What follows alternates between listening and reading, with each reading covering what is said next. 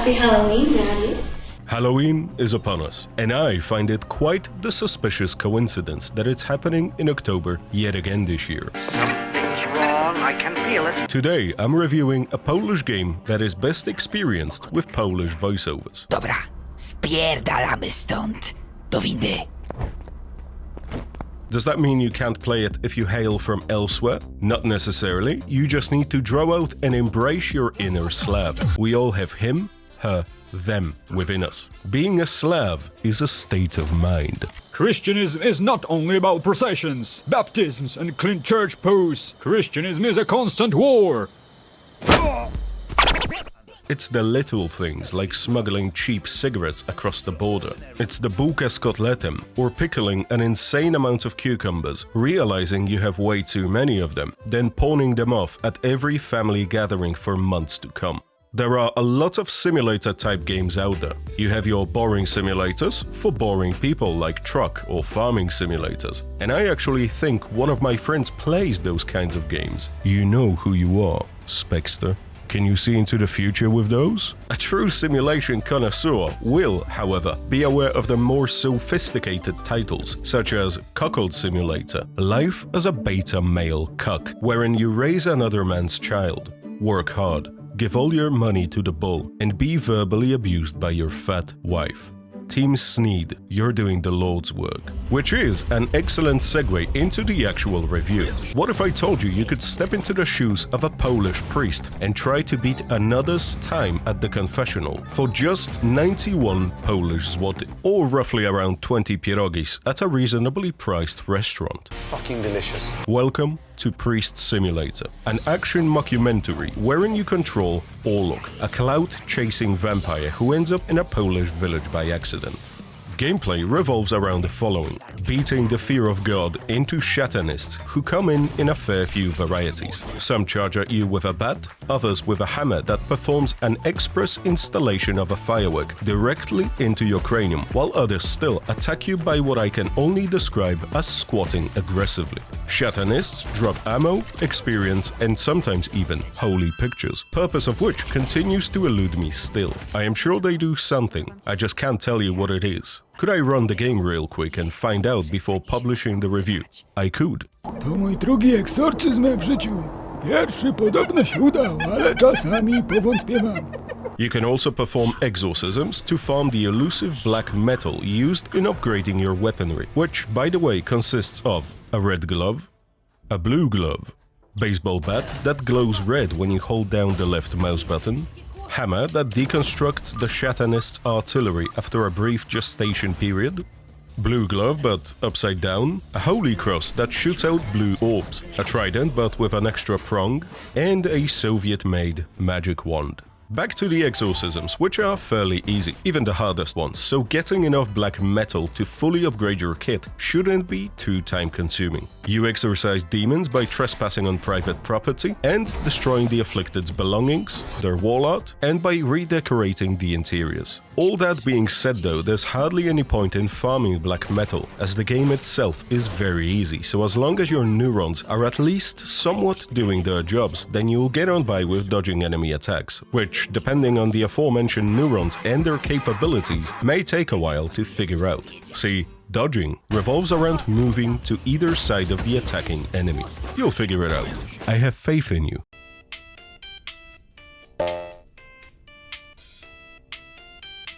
Fuck, it's not working. What a piece of crap. We're done for. For heaven's sake, you just have to try harder.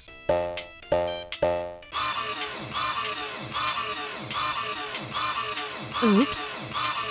As you progress the story, you'll end up needing to increase the village's Christianism, which can be achieved in a variety of ways, none more effective than renovating the church, which can be a pricey endeavor. 'Tis the Lord's house, after all, you infidel. Paus and Torpedo sold us those figurines, those that get you possessed, and now he says he will perform the exorcism for monies. Fuck that! I'd rather be possessed! You can get fat Christian stacks in many ways, my favorite of which are extortion, followed closely by serving the confessional, where you, a vampire from hell, get to forgive people for their sins, such as thinking their neighbors' wives are hotter than their own, or for having sex with their buddy's father all day. In short, there are many activities you can do in Priest Simulator, from mopping up the graffiti, which naturally begs the question whether that is the most efficient method of getting rid of it, or fixing upside-down crosses, to running over the Satanists with the Italian-made Polish icon known as Fiat 126. But none of those are really worth doing without following the story, as that's where the game truly shines. Gameplay is serviceable, and it works, but there is nothing there that would make one play the game for its sake. Let him walk into the church! To the church! To the church! To the church! To the church! Vampire, I command you, walk into the church. Oh, come on, get in there. I'm not strong enough to cast a spell on you. Story revolves around Orlok and the church, as I hope I mentioned previously. Spoilers up ahead, go here to avoid them. Orlok and his girlfriend end up in Sandeville due to an elevator malfunction, and immediately your powers are taken from you by the local parson, Torpedo, who then proceeds to blackmail you into fixing up the church to get your powers back. The Vatican sent me down to Sandeville to rebuild a church burned down by the Satanists and to restore a healthy level of Christianism. By a strange twist of fate, I lost the entire budget in the casino. Fortunately, I had a brilliant idea. Torpedo is his name. Blackmail and extortion are his game. If he wants to get his superpowers back, he has to do whatever I want. That's my signature trick, blackmail. Down the line, Torpedo fakes his own death, only to fake resurrect himself at the funeral to garner the villagers' faith, all the while you carry on doing the bidding of others, who also promise to restore your curse. But in the end, it is the local sorceress who turns out to be the only one capable of doing that which you so desperately seek. Orlok, however, falls in love with the wench after getting cucked by his ex-girlfriend's ex-girlfriend, and at the end of his journey he chooses to continue serving the parish and gets involved with Melissa the sorceress. Odprawiamy egzorcyzm czy szopkę wielkanocną. Przyszedł pan cięty języczek. Co pan taki spięty? Może pomasować? Torpedo, niech ona przestanie się tak zachowywać. Nie mogę się skupić. Graphically speaking, the game looks okay. Close your eyes and picture an indie 3D open world game for $10. Yep, that is exactly what Priest Simulator looks like. Voice acting is shitty, but it's the good kind of shitty, not the try-hard cringe stuff. Means it was your job to collect them from the students. I'm so sorry. Where's the scroll? I don't know. This is done poorly on purpose, and it's great. What you're doing is extortion.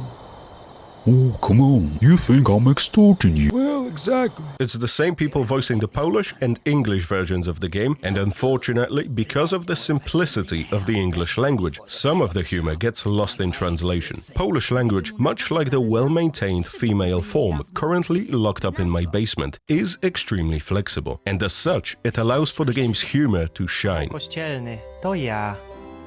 Muszę wyspowiadać ludzi. Ale to nie ma z czego, nie mamy desek. Możemy rozebrać mój dom. Mieszkam w stodole.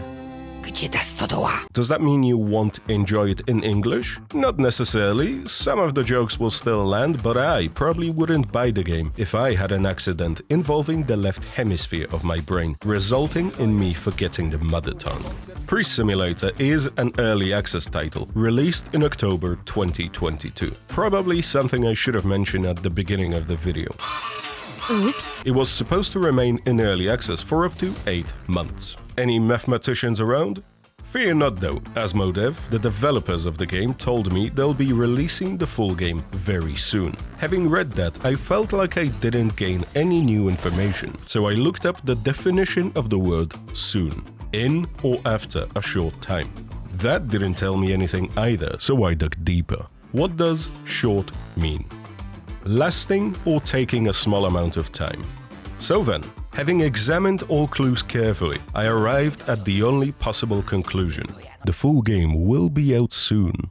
Priest Simulator, a basic game with basic mechanics, full of dumb humor that made me go ha-ha many times throughout my 6-hour journey with it. In fact, I'd go as far as to say no game I ever played made me laugh out loud this many times. Then again, comedy-type games are not my usual thing, so I can't compare it to others of its ilk. Zesraliśmy się metr przed sedesem.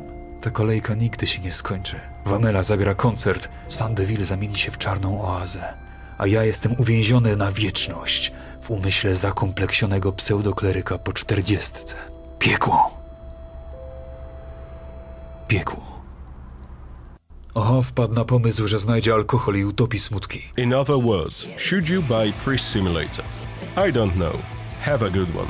I am off to look after another man's child. See you in the next one. Cheers. P.S. Dear patrons, this one is free. It's what Jesus would do.